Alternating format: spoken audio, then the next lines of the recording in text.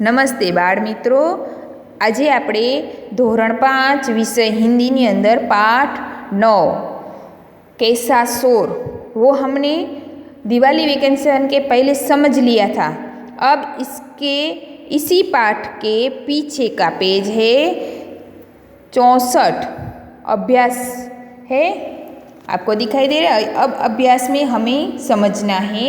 देखो यहाँ पे पहला, दूसरा और तीसरा प्रश्न है वो आपको सबको मौखिक है, यानी कि आप अपने घर में क्या पकाए जाने वाली सब्जी की सूची बनाइए। तो आपको अपने हिसाब से करना है घर पे। दूसरा प्रश्न है सूची में से अपनी मनपसंद सब्जियां बनाइए और क्यों पसंद है उसका कारण दीजिए। तो वो भी आपको अपने हिसाब से करना है। और प्रश्न 3 है भिन्न शब्द पर गोला कीजिए। तो यहाँ पे शब्द दिए गए हैं, जैसे कि पहला उदाहरण है पालक, गाजर, सेब और लौकी। तो ये सब्जी के 3 नाम है और सेब है वो फल का नाम है, तो अलग है। तो इस तरह सभी पर गोला करना है, जैसे कि ककड़ी, गाजर, बंद गोभी और केला। केला क्या है? फल है, इस पर गोला करना है। पपीता, मूली, आम और अनार, और आम और अनार दोनों क्या है? फल, तो उस पर गोला करना है। कनेर, धनिया, गुलाब, चमेली, तो धनिया है वो सब्जी है और ये तीनों फूल के नाम हैं। मिर्च, अदरक, फूलगोभी, लहसुन, तो ये है कंदमूल। ये 2 है लहसुन और अदरक, कंदमूल है, और मिर्च और फूलगोभी ये सब्जी है, यानी कि अलग प्रकार है। तो लहसुन है वो अलग होता है, अदरक भी अलग है, तो इसके ऊपर गोला कीजिए। अब देखिए प्रश्न के उत्तर जो आपको हमने फोटो भेजे थे उसमें दिए गए। अब प्रश्न नंबर 5 है नीचे दिए गए चित्र का वर्णन कीजिए। तो ये चित्र दिया है, देखो यहाँ पे ध्यान से देखोगे तो एक सब्जी मंडी का चित्र है। यहाँ पे बहुत सारी सब्जियाँ लेने के लिए औरतें और आई हुई है, और यहाँ पे लोग सब्जी बेच रहे। अलग अलग दुकानें हैं, सब्जियाँ रखी हुई है, तराजू में तौल कर दे रही है, एक लारी भी रखी हुई है। तो इसके ऊपर भी एक औरत है वो सब्जी लेने आई है, यह कुत्ता खड़ा है। इस तरह पूरे चित्र का वर्णन करना है मौखिक, जैसे कि ये चित्र में कितने लोग हैं तो सब लोग को गिनकर लिखना है, यानी कि अपने हिसाब से देखना है कि कितने लोग खड़े हैं, क्या क्या सब्जियां यहाँ पे दिखाई दे रही है, और यहाँ पे तराजू है। तो देखो यहाँ मिर्च है, अलग अलग लौकी, अदरक, ये सभी है ना अलग अलग सब्जियाँ एक तराजू में तौल कर दे रही है। बच्चे भी अपने मम्मी के साथ आया है सब्जी खरीदने के लिए। तो इस चित्र का इस तरह वर्णन करना है मौखिक। अब देखिए पेज नंबर 65 पे प्रश्न नंबर 6, चित्र के आधार पर कहानी कथन कीजिए। देखो यहाँ पे एक कहानी दी गई। यह कहानी एक हाथी और बरगद की है। बरगद एटले के वडનું झाड़। हाँ, तो एक हाथी है और एक बरगद का पेड़ है, दोनों में दोस्ती हो जाती है। आज हम ये कहानी समझेंगे।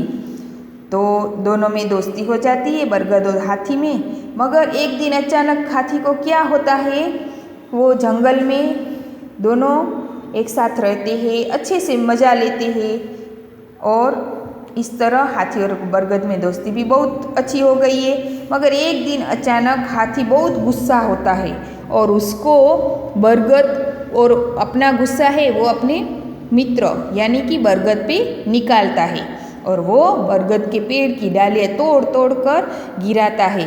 तो बरगद उसको ये काम करते हुए देखकर पूछता है कि तुम इतने क्रोधित क्यों हो, क्यों मेरी डालियाँ तोड़ते हो।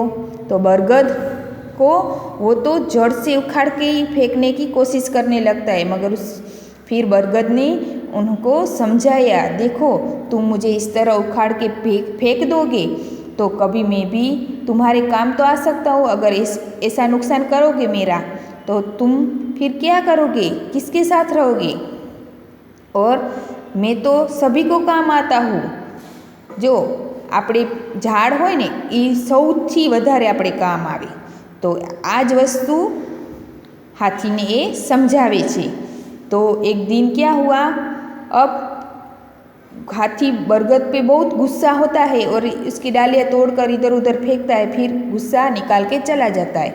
थोड़े दिन बीत गए, बरगद ने उसको कहा, देखो जब गर्मी के दिन आते हैं ना तो मेरे ऊपर बहुत सारे पक्षी है, वो बैठते हैं, अपना घोंसला बनाते हैं, पशु है मेरी छाँव में गर्मी के दिनों में आराम करते हैं। हाँ, तो इस तरह उसको समझाया। फिर थोड़े दिन बीते और एक दिन हाथी है, गर्मी के दिन आए और हाथी है बहुत ही अकलाता हुआ, यानी कि गर्मी से बहुत ही उसको बहुत गर्मी होती है, इधर उधर देखता हुआ ये पेड़ के पास आया। तो बरगद ने उसे फिर सामने से कहा, इधर आओ मेरी छाँव में बैठो, तुम्हें अच्छा लगेगा। तो हाथी ने उसकी बात मानी और हाथी है वो बरगद के नीचे बैठा। तो उसको बहुत ही सुकून मिला, आराम मिला।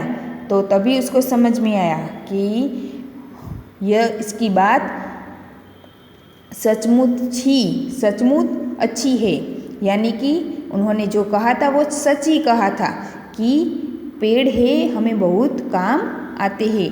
जैसे कि हमें पहले तो उसकी छाँव ही हमें अच्छी लगती है, उसके ऊपर बहुत सारे पक्षी अपने अपने घोंसले बनाकर रहते हैं और साथ में पशु पक्षी सभी एक साथ पेड़ के नीचे रह सकते हैं। उससे पेड़ से हवा भी शुद्ध होती है, श्वास में भी हमें अच्छी शुद्ध हवा ऑक्सीजन मिलता है और साथ में बरसात के समय वो क्या है ज़मीन है उसको भी बचाता है और इस तरह वो पेड़ है हमें फल फूल लकड़ी बहुत देता है ना। तो इस कहानी से हमें क्या सीख मिलती है कि पेड़ हमें कभी काटने नहीं चाहिए, वो बहुत तरीके से हमें उपयोगी होता है। तो इस कहानी आपको समझ में आ गई तो एक बार फिर से इस चित्र को देखकर आप अपने हिसाब से इस कहानी को समझना और ये चित्र है उसको भी आप मौखिक देखकर मौखिक अनुकरण करना। ठीक है, तो अगले वीडियो में हम इसके आगे का समझेंगे, सीखेंगे और अस्तु।